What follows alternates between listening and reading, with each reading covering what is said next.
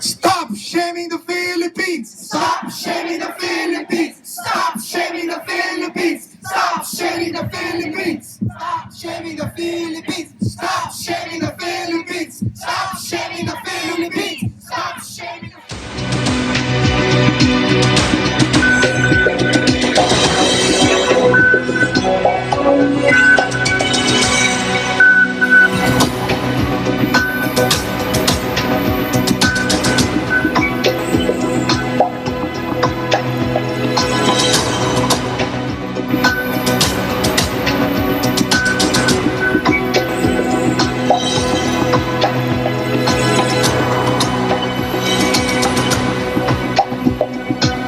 Palit-bise! Palit-bise! Marami nagsasabi ho na sinasayang lang natin yung panahon nating kararally. Paano masasayang? Eh kung hindi tayo magsasalita kung ano-ano pinapalabas sa Channel 2. Sa totoo lang, hindi naman tayo personal eh. May mga mababait din naman siguro sa Channel 2. Ang problema, kakaunti sila.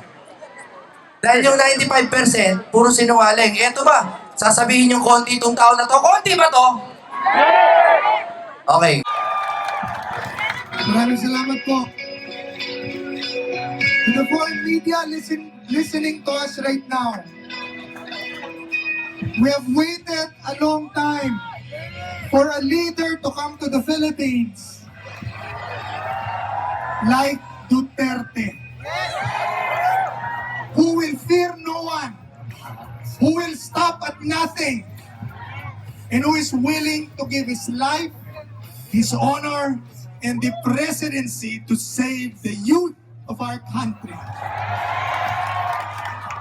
Leave us alone. We can do it without you.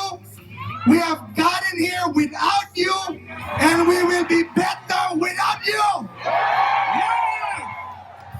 If you love the Philippines, we love the Philippines more.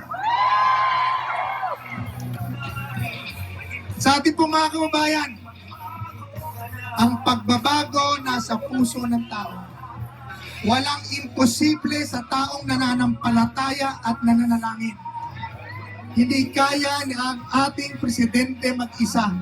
Kailangan tayo magsama-sama, magtulungan, tumulong sa pagbabago at maglagay ng mga tao na magdadala ng pagbabago. Ang una natin gagawin, aalisin natin ang mga bulok na Liberal Party pinangungunahan ni Leni Robredo.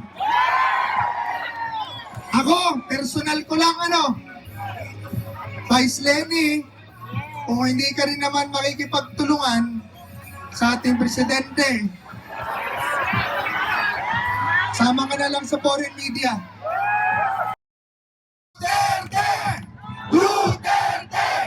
Duterte! Duterte! Mabuhay kayo! Duterte! Mabuhay kayo, Pilipinas! Duterte! Iwas alone!